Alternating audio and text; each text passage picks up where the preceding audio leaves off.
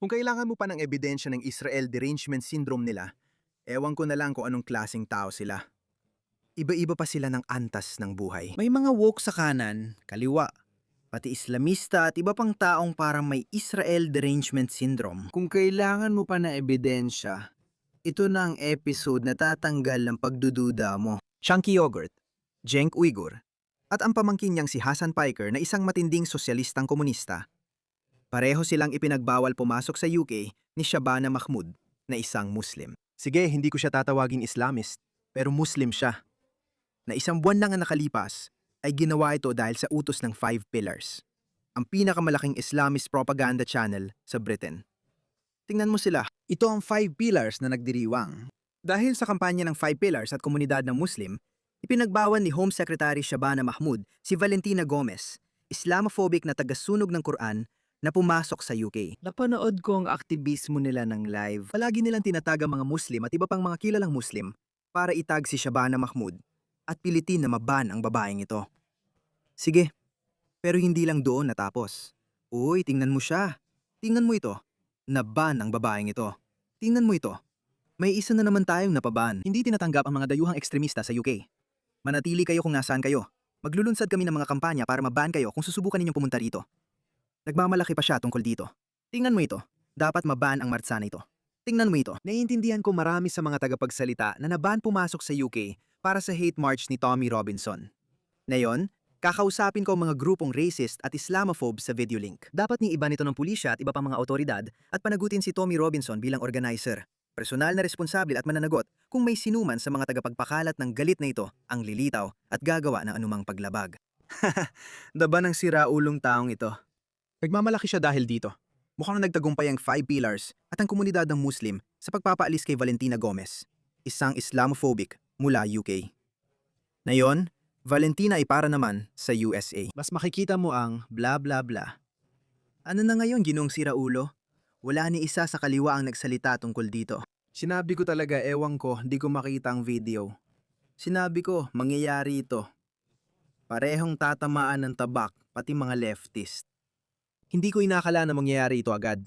Kaya si Chunky Yogurt, pasyenteng may mataas na presyon at laging galit, si Cenk Uygur, ay pinagbawal ang pumasok sa UK. Sinubukan kong isakay siya sa eroplano papuntang London para dumalo sa event at magtalumpati sa Oxford. Ipinagbawal ako, tingnan mo. Muslim si Shabana Mahmood. Pinagbawalan ako dahil sa pagpuna ako sa Israel. Malaya pa ba tayo ngayon? Ito ang taong sinisisi ang Israel sa lahat ng bagay at ibinibigay ang kanyang buong katapatan at suporta sa kilusang Palestino. Sige, lubos na wala sa sarili ang mga taong ito. Hindi man lang siya nagsisikap magmukhang neutral, gaya ng ginagawa ni Mehdi Hasan. Pero pumapalpak si Mehdi Hasan dahil alam naman nating lahat na isa siyang Islamist. Sinusubukan niyang magmukhang woke. Inapi ng sarili nating gobyerno ang mga taga-kanduran para sa ibang bansa.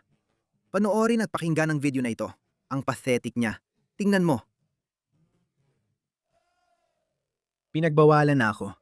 Nagsasayang mga taong ito. Sino ang bawal mong batikusin? Ang hari, di ba? Yan ang pinakamalaking kasalanan.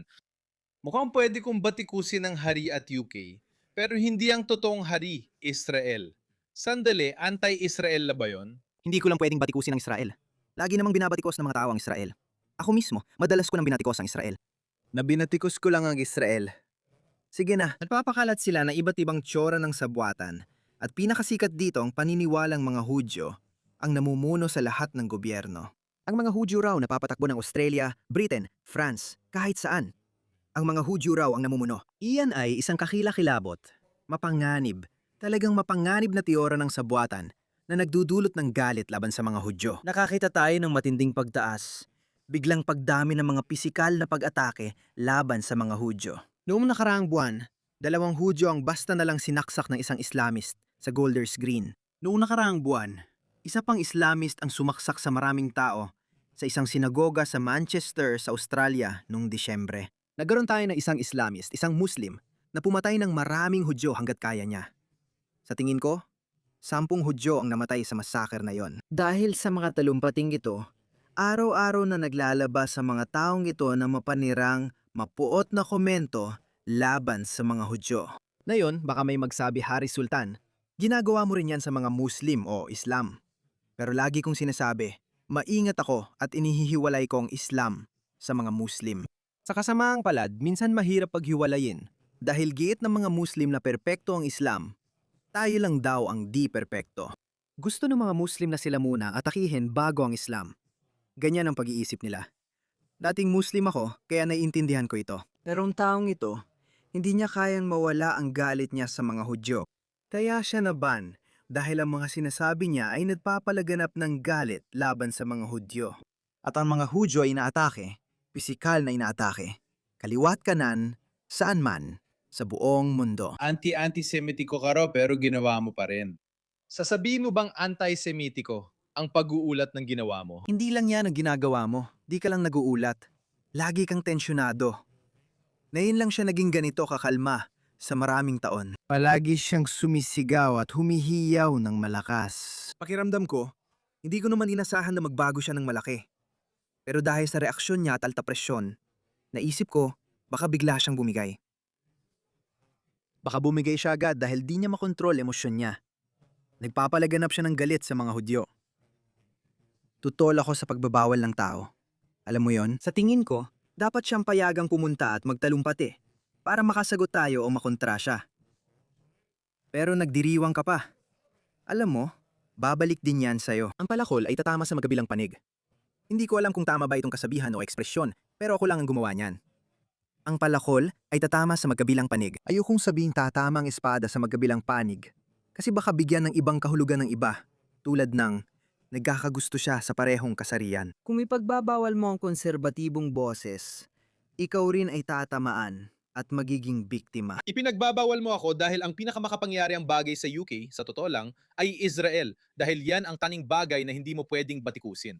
Para noong unang panahon na hindi mo pwedeng batikusin ang hari. Hindi, alam mo, hindi ka naman ipinagbawal dahil sa pagpuna mo sa Israel.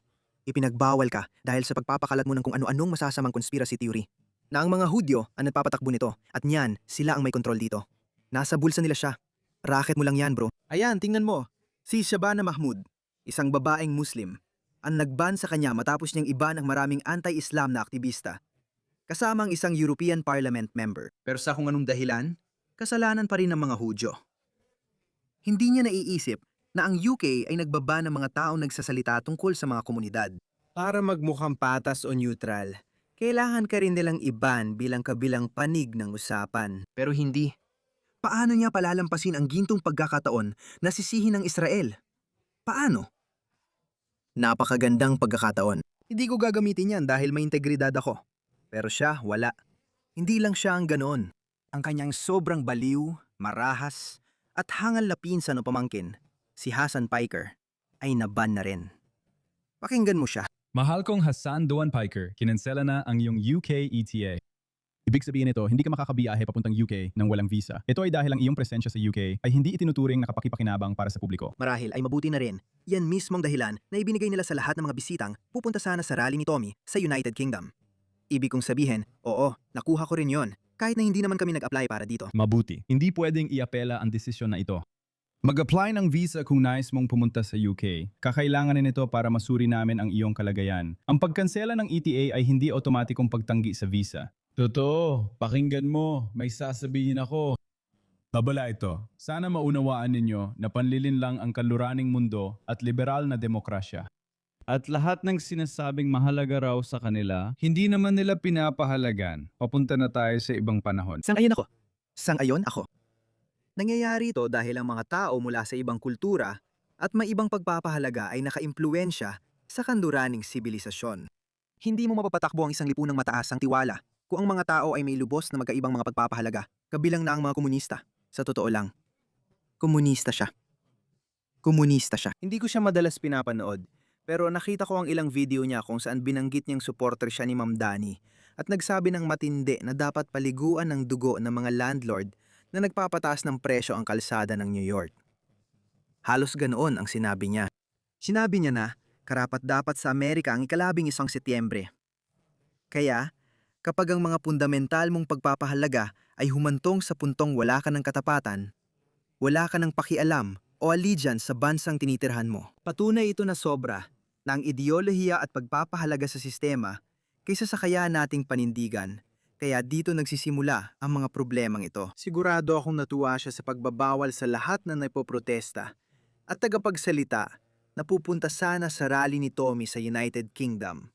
Kahit hindi ko siya sinusundan. Sigurado akong palihim niya itong ginawa, kahit walang ebidensya o pagpapakita sa publiko. Kung hindi, dapat lumabas siya at kumundena. Aminin ko, tuwang-tuwa ako dito. Sobrang nag-enjoy ako dito. Pero mabuti ba ito? Sa tingin ko, hindi na pwedeng manatiling neutral na yon. Pagiging makasarili o pag-iingat sa sarili. Sa pagiging makasarili, ang ibig kong sabihin ay dapat mangibabaw sa diskurso ang sariling kultura, ang katutubong kultura. Dapat itong mangibabaw sa ating legal na sistema. Dapat itong mangibabaw sa ating burokrasya. Dapat itong mangibabaw sa ating politika. Hindi natin tatanggapin ang mga banyagang ideolohiya. Maging ito man ay Islam, Sikismo, Komunismo, kaliwang radikal na kabaliwan o kung ano pa man yon. Hindi natin tatanggapin yon. Sinubukan na natin sa liberal na prinsipyo pero hindi gumana. Kung komunista o Islamista ka na gustong pabagsakin ang sistema, Pasensya na, pero haharapin ka namin. Kailangan ng bagong batas. kailangan natin ng mahigpit na anti-komunistang batas. May nagsabi rin sa akin na may patakaran sa imigrasyon sa Australia. Pagkatapos ng ikalawang digmaang pandaigdig, naging mahigpit ang imigrasyon sa US at masusing sinuri ang mga tao, kasama ang pagtatanong ng ganitong tanong. Kung galing ka sa mga bansang laganap ang komunismo, miyembro ka ba ng isang partidong komunista? Kung komunista ka, hindi ka papapasukin. Ayos lang, dahil napanatili nito ang kaayusan. Sa paglipas ng panahon, naging mas liberal ang mga bansang kanduranin at sinabi nilang ayos lang yon.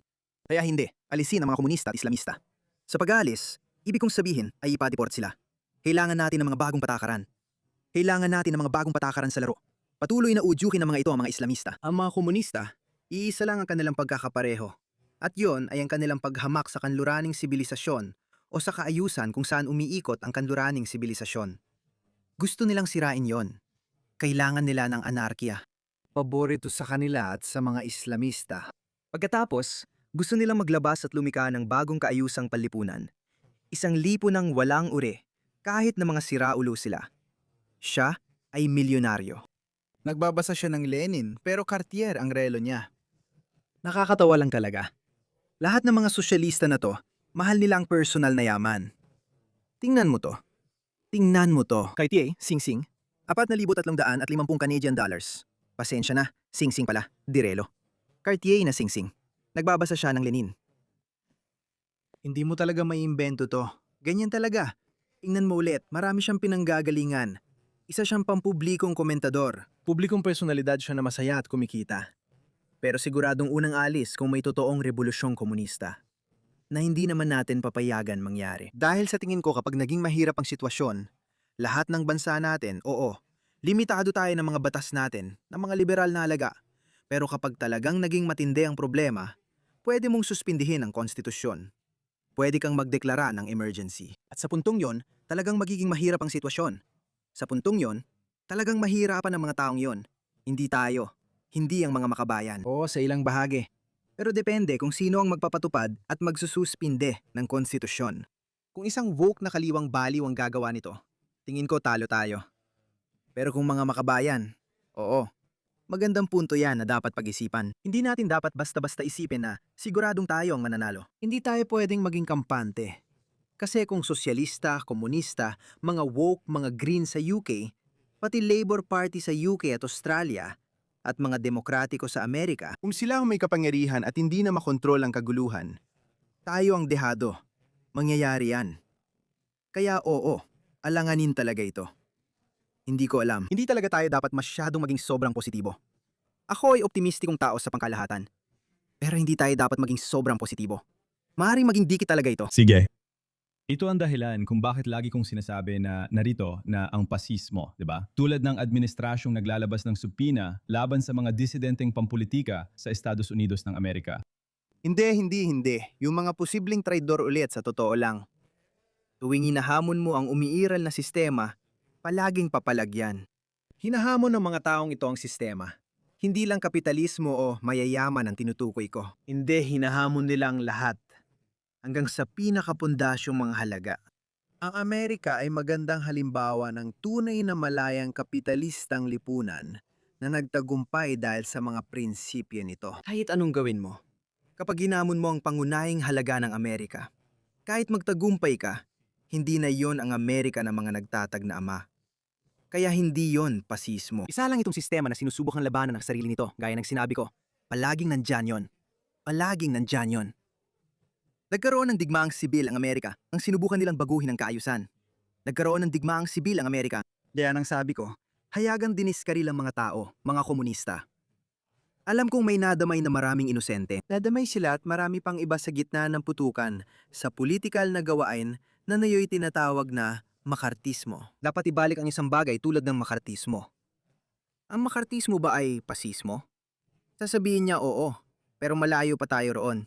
Wala namang bago dito. Maaring magmukhang bago ito. Pero tiniyak ng makartismo na manatili ang Amerika bilang Amerika. Hindi ko rin sinasabing perpekto ito. Walang perpektong sistema. Lalo na kung kaharap ang mga radikal na ideologo tulad niya. Hindi ito madali. May mga taong mapapahirapan. Nangyari na ito. Mangyayari pa ulit ito. Ganyan talaga ang kalakaran. Pero alam mo, kung gusto nating mapanatili ang ating sistema, kailangan nating harapin ito. Mas maaga kaysa sa uli. Maaring mangyari ang tulad ng McCarthyism. O ang UK na parang ganap ng bihag ng mga interes ng mga pro-Israel na organisasyon. Parang kumikilos sila sa isang paraan. Ito ang liberal na gobyerno, di ba? Labor na dapat liberal. Sila pang gumagawa nito. At ang gobyerno ng Amerika, ang right-wing na gobyernong gumagawa nito, parang nasa dekada 30 tayo, panahon ng dekada 30. Tingnan mo si Hitler. Kagaya ng sinabi ko sa'yo, alam mo, mas mahihirap na hakbang ang ginawa noon kumpara sa nangyayari ngayon. At gaya ng sinabi mo, parang gobyernong kaliwa ito. Ito ang pasismo ng kaliwa laban sa konserbatibong mga boses na nangyayari ngayon dahil, gaya ng sinabi ko, gusto nilang magmukhang neutral. Ayaw nilang marinig na sabihin natin. Pinagbawalan niyo sila, pero paano niyo rin sila pinayagan? Hindi nila gustong marinig yon. Kaya itong tinatawag na pasismo ay pinapalaganap ng mga taong ito. Sa tingin ko, ang mga administrasyon sa parehong UK at Estados Unidos ng Amerika, kahit na magkaiba raw sila ng ideolohiya, Tingnan mo, sabi ni Luis, ang punto niya ay kasunduan ng Israel, ang sinasabi niyang kasalanan ng mga Hudyo. Wala namang impluensya ang mga Hudyo sa Labour Party sa UK, kaunti lang. Malinaw yan. Mas mahalaga para sa Labour sa UK ang mga Muslim kaysa sa mga Hudyo. kumikilos silang parang uniparty at inaasahang lalala pa ang sitwasyon. Nanawagan ang mga grupong Hudyo sa UK na ipagbawal si mapanganib na Hassan Piker dahil sa mga anti-Semitikong pag-atake. At ginawa nga nila. Oo, kasi ginawa rin yun ng 5 pillars sa mga taong kontra sa Islam. Sige, may video ako ni Hassan Piker. Sabi nila, interesting ang video na to. Hinarap ni Frank Scales si Hassan Piker tungkol sa sinabi niyang soak the streets. Tingnan natin. Sinabi mong basain ng dugo ng kapitalista ang mga kalsada. Patayin sila. Patayin ang mga putang ninang yan at patayin sila sa kalsada. Hayaan mong mabasa ng pulang dugo ng kapitalista ang mga kalsada, pare. Ano ibig sabihin? LARPing tawag dyan. Anong ibig sabihin nun? Kailangan ba seryosohin ka? Live action roleplay. Kailangan bang seryosohin ka? Eksaherasyon sa barkada. Palagi mong sinasabing eksaherasyon lang, pero paano malalaman kung seryoso ka o nag-eeksaherate lang? Kailangan mong gawin ang desisyon yan mag-isa. Kaya kapag may bumalik na negatibo, sinasabi ko lang na nabibiro o nag-eeksaherate ako. Sa palagay ko, halos lahat ng sinasabi ko ay sinusuklian ng negatibo. Sa mga tulad mo, ganyan talaga, namiyayari yan. Iniiwasan mo ba ang responsibilidad sa sinasabi mo? Hindi talaga. Nakipagtrabaho ka ba sa gobyerno ng Cuba? How manhin? Paumanhin, ang laki mo. Hassan, nagtrabaho ka ba sa gobyerno ng Cuba? Hassan, nagtatrabaho ka ba sa foreign government? Ayokong pag-usapan yan. Hassan, Ikaw ba ay nagtrabaho sa gobyerno ng Cuba? Anong ginagawa mo? Anong ginagawa mo, bigote? Tingnan mo to. Tingnan mo, bakit nagiging violente sa akin ang tao mo? Bakit sinusubukan ng tao mo nakawin ang mikropono ko? Hindi yan nakakatawa. kukuha pa ako ng isang video. Meron ka bang personal na contact kay Roy Singham o sa iba pang mga taong ito? Ibig kong sabihin, kilala ko ang ilan sa kanila. Mabubuting tao sila sa pangkalahatan. Mga aktivista sila. Wala akong alam maliban sa mga impormasyong madaling makuha. Pero wala namang anumang itinatago o illegal sa kahit anong paraan, anyo o forma. Sabi ng Fox News Digital na may subpoena ako pero wala pa akong natatanggap kaya hindi ko alam ang nangyayari. Hindi ko alam at wala akong pakialam. Kaya yan ang Israel Derangement Syndrome ng mga taong ito. Tumatawa pa siya habang sinasabi yon. Pagtawa nga. Palagay ko, tumatawa siya. Binibigyan kita ng totoong dahilan nito. May punto naman. Una nilang pinagbawal ang kritiko ng Islam, ngayon dapat ipagbawal din nila ang mga anti-Hudyong kritiko. Pero hindi nila ginagawa dahil ang mga iyon ang nagkakalat ng mga teorya ng sabuatan. Hindi kami ganoon. Nagbibigay ako ng ebidensya. Bawat video ay may visual na ebidensya. Ang pinakamalakas na ebidensya. Nagkakalat sila ng kasinungalingan tungkol sa Israel, gaya ng may taggutom daw doon. Pero ang nakikita ko lang ay matatabang naglalakad. Sabi nila maraming namatay. Pero ayon sa kanila, 70,000 ang namatay at 30,000 rito ay mga operatiba ng Hamas. Kaya puro kasinungalingan, puro gawa-gawa. Lahat kasinungalingan na nagdudulot ng galit laban sa mga Hudyo. At nakita na natin yan. Kaya oo. Kaya masasabi kong nagsisinungaling ako kung sasabihin kong hindi ko ito nagustuhan. Siyempre, nagustuhan ko. Pero ganyan talagang mundo. Ganito ang mundo ang ginawa ng mga taong ito. Kaya magsaya ka na lang. Hindi ako makakapunta sa UK. Sa tingin ko, hindi rin ako makakapunta sa UK.